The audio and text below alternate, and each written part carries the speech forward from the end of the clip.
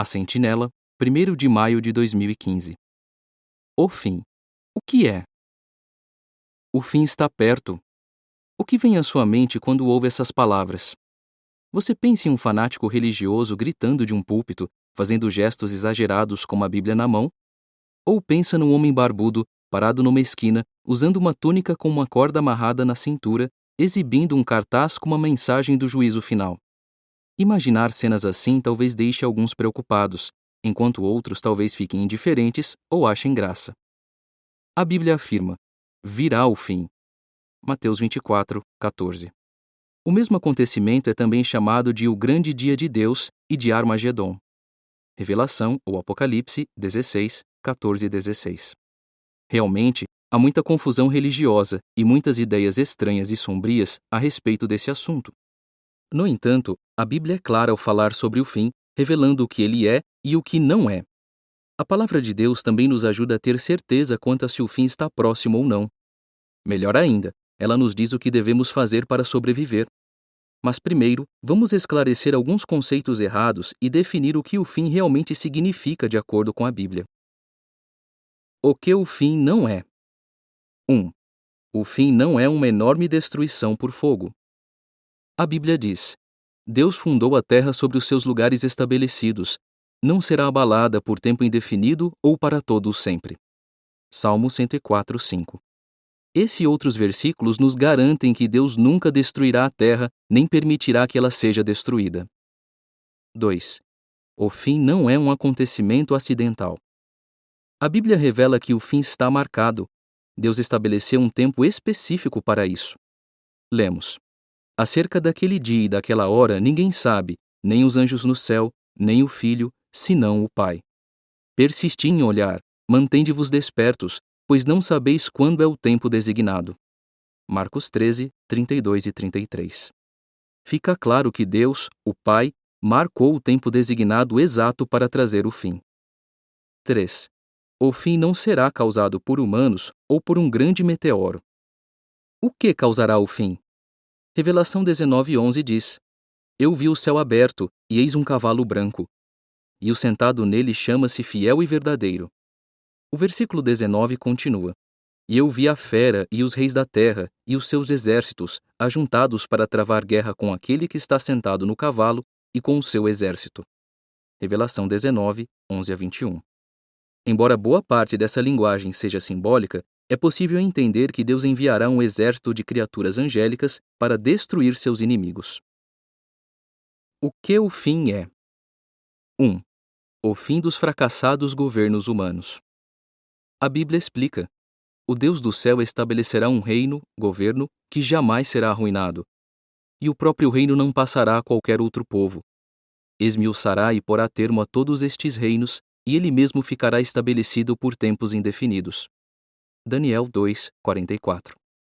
Como vimos antes no ponto 3, os reis da terra e os seus exércitos serão ajuntados para travar guerra com aquele que está sentado no cavalo e com o seu exército, e então serão destruídos. Revelação 19, 19. 2. O fim da guerra, da violência e da injustiça. Deus faz cessar as guerras até a extremidade da terra.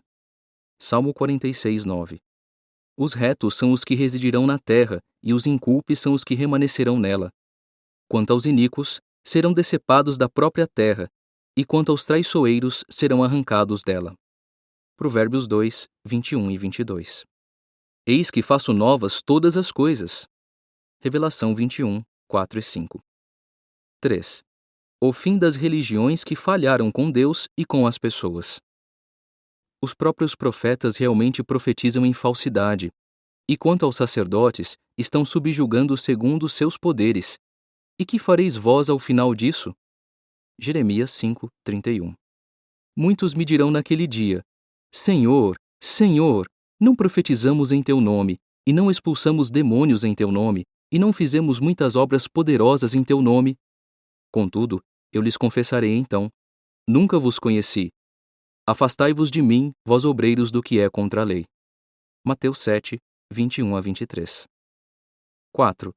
O fim das pessoas que promovem e apoiam a atual condição do mundo. Jesus Cristo disse: Agora, Esta é a base para o julgamento, que a luz veio ao mundo, mas os homens amaram mais a escuridão do que a luz, porque as suas obras eram iníquas.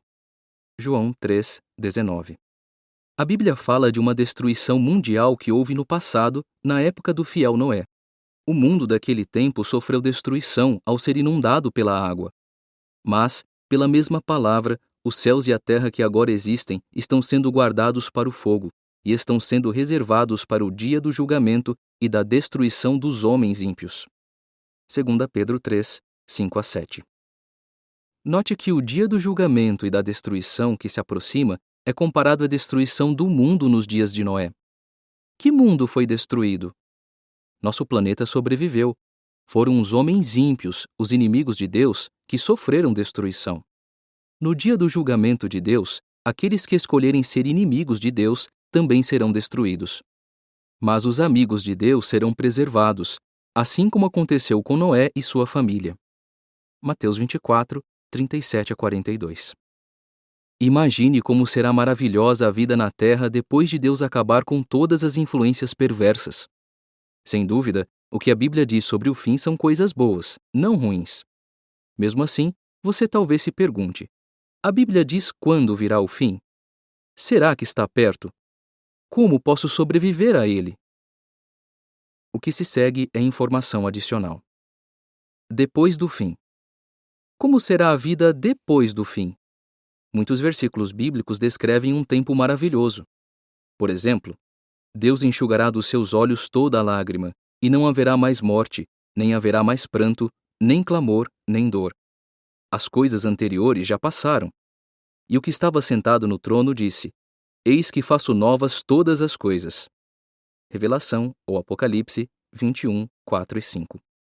O fim não precisa significar o fim da sua vida. Deus quer que sobrevivamos e nos diz como conseguir isso. Fim do artigo.